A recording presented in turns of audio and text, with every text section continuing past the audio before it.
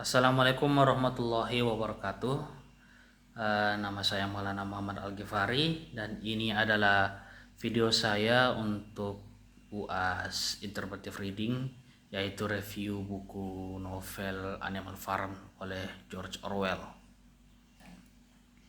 Dan untuk mengikuti langkah-langkah interpretive reading, pertama itu harusnya membaca secara tekstual. Ya, saya telah membaca sinopsis dan beberapa analisis begitu dari novel Orwell tersebut, Animal Farm. Pada dasarnya itu novel ini bercerita tentang sekelompok hewan yang ada di peternakan Manor yang memberontak dan melakukan revolusi terhadap tuan mereka.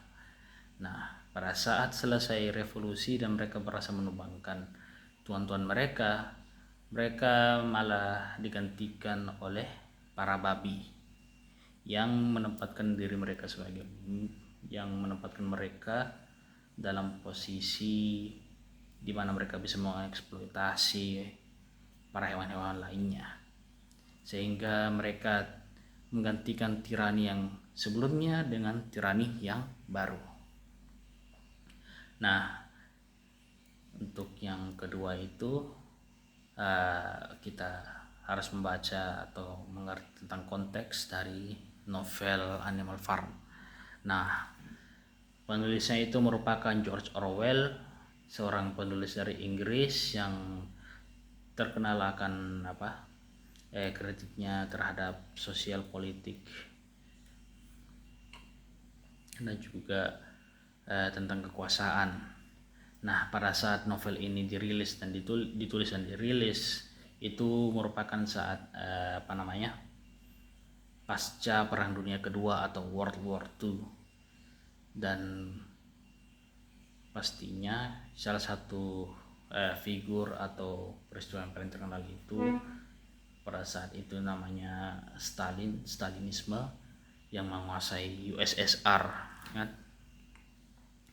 Nah, bagaimana ini konteks bisa mengubah atau memengaruhi isi dari teks tersebut ya? Ini sudah jelas ya, isi dari novel, cerita, plot dari novel ini merupakan alegori untuk Stalin dan juga revolusi komunis yang menyebabkan Stalin bisa naik sebagai diktator yang pada dasarnya mengubah USSR daripada menjadi komunis, merubahnya menjadi otoritarianisme. Nah, yang ketiga itu ada perspektif, dan sudah jelas ya dalam novelnya itu bahwasanya George Orwell menempatkan dirinya sebagai skeptis terhadap ide revolusi yang kehilangan arah, dan dimana maksudnya itu revolusi yang bahkan saat telah terjadi itu malah tidak mengikuti ideologi-ideologi yang mereka ikuti seperti komunisme. Yang dimana pada dasarnya itu komunisme itu mempunyai ide-ide atau mempunyai ideologi-ideologi yang sangat bagus bagi para pekerja, kan? Nah, dalam kekuasaan Stalin atau kekuasaan Napoleon itu yang sang babi, mereka itu malah menguasai dengan cara yang buruk atau secara busuk, secara korup, kan? Dimana mereka mendapatkan dirinya sebagai yang paling tinggi dan yang paling mendapatkan hak semua sumber daya. Nah, itu merupakan peringatan dari perspektif Orwell menurut saya. Dan untuk keempat itu ada bahasa. Nah, untuk bahasa ini ada beberapa poin-poin yang menarik seperti penggunaan kata yang bermuatan nilai, istilah-istilah propaganda, dan juga ada beberapa istilah yang dirubah maknanya. Seperti kata all animals are created equal. Terus tokoh Napoleon itu mengubahnya menjadi all animals are created equal, but some others are more equal but some animals are more equal than others. Nah, salah satu kata itu frasa itu more equal mempunyai paradoks. Nah, bagaimana seseorang bisa lebih setara dari seorang lain? Kan tidak masuk akal. Nah, interpretasi saya terhadap itu secara bahasa merupakan simbolisme atau merupakan suatu pernyataan bahwa kekuasaan yang korup itu mendistorsi makna-makna kata mereka sendiri, mendistorsi kenyataan yang telah terjadi agar bisa mengubah revolusi tersebut menjadi suatu alat yang mereka bisa gunakan untuk mengontrol para rakyatnya gitu. Nah, terus yang kelima ada hubungan dengan ilmu-ilmu atau informasi yang lain. Nah, untuk informasi yang berhubungan dengan novel Animal Farm ini pastinya revolusi Trotsky, Beshikov atau saya lupa nama di sini, dan juga lebih besarnya itu pengaruhnya pasti tentang era Stalin dalam USSR. Nah, dalam Animal Farm ceritanya itu sudah jelas ya, itu merupakan alegori terhadap revolusi komunis dan juga era kekejaman tirani dari Stalin. Dan pada dasarnya itu ini merupakan dasar dari apa yang menjadi target atau apa yang menjadi plot dari Animal Farm tersebut. Nah, untuk makna implisitnya ya, apa yang ingin disampaikan dalam di luar dari teks itu pada dasarnya Orwell tidak mengecam satu negara secara spesifik, tetapi dia memperingatkan para pembaca itu bahwasanya otoritarianisme bisa saja meracuni sebuah revolusi baik dari ideologi manapun itu, karena pada dasarnya itu setiap pemimpin yang korup itu sama saja, dia menginginkan semua hak dan sumber daya itu semuanya ke mereka. Mereka ingin semuanya lebih tinggi, mereka yang lebih diuntungkan kan.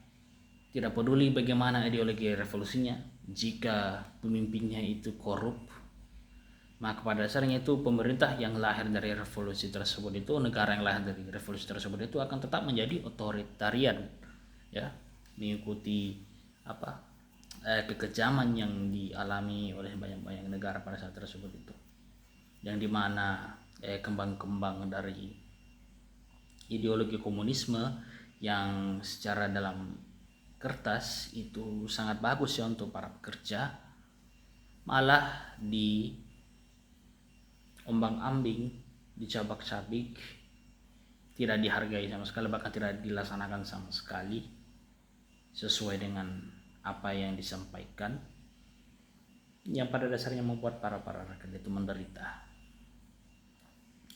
Nah, untuk interpretasi saya sendiri, apa yang bisa saya buat dari analisis saya untuk Animal Farm ya, ini bahkan bisa menjadi relevan hingga saat ini, di mana banyak-banyaknya kasus-kasus korupsi, di mana banyak-banyak pemerintah yang menutupi kebenaran dan hanya untuk melindungi diri mereka sendiri dari apa yang telah mereka perbuat kan. Terus beberapa pilihan yang telah banyak memakan jiwa dan telah menurunkan kualitas hidup dari warga-warga dalam global ini, dalam bumi ini ya. Dan juga ini tidak tidak hanya relevan untuk komunisme saja. Sudah saya bilang sebelumnya, itu sebuah ideologi yang bisa digunakan sebagai apa namanya, sulut-sulut revolusi bisa digunakan sebagai biji dari otoritarianisme. Kita tidak hanya waspada untuk komunisme saja, tetapi kita harus waspada terhadap orang-orang yang dapat menghancurkan nilai-nilai yang kita percaya dalam revolusi tersebut. Karena sebagaimana bagus pun itu nilai-nilai yang telah kalian percaya, telah ikuti, jika para pemimpin yang kalian tempatkan dalam tahta hanya memikirkan dirinya sendiri dan orang-orang di sekitarnya yang circle-circle-nya sendiri, ya kan, hanya segelintir orang saja yang ingin mereka untungkan, ya pastinya tidak akan beda dengan ideologi yang lain yang mungkin berbeda dengan ideologi yang kalian percayai, tetapi sama saja dua-dua korup pemerintahnya. Pastinya itu sama-sama menderita, sama-sama otoritarian. Nah, secara kesimpulan apa yang saya sampaikan itu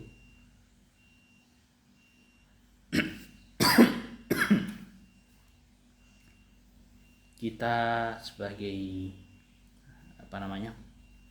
manusia harus lebih waspada, be vigilant terhadap otoritas kan. Saya tidak bilang pergi turun ke jalan sana langsung protes, tetapi saya hanya ingin pelajaran yang diambil dari analisis saya itu merupakan kita harus lebih waspada, setidaknya berpikir kan, karena suatu aksi yang bermakna itu harus diawali dengan berpikir, tidak hanya dengan insting. Nah,